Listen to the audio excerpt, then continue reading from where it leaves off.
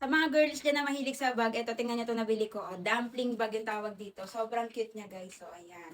Tapos ganun yung ano niya, texture ng tela niya. Hindi siya yung ano, basta-basta kakapitan din ng dumi kasi madulas siya, ayan. Tapos para siyang may foam sa loob.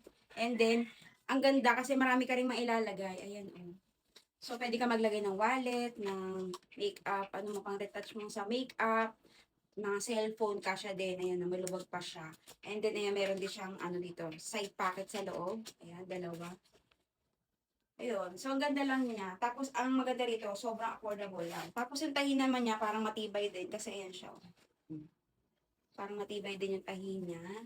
So, ganito yung mga gusto kong bagay. Ganito yung pinaka-handle. Ayan. Diba? Sobrang cute talaga niya. So, aalis na kasi ako ngayon.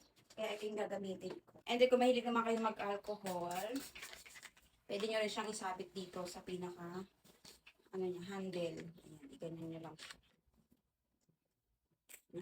Diba? Pwede na tayo mag-lakwatsa. So, yun lang. Pinalex ko lang sa inyo. Baka gusto nyo din. Nilagay ko na lang yung link sa yellow basket. Check out na.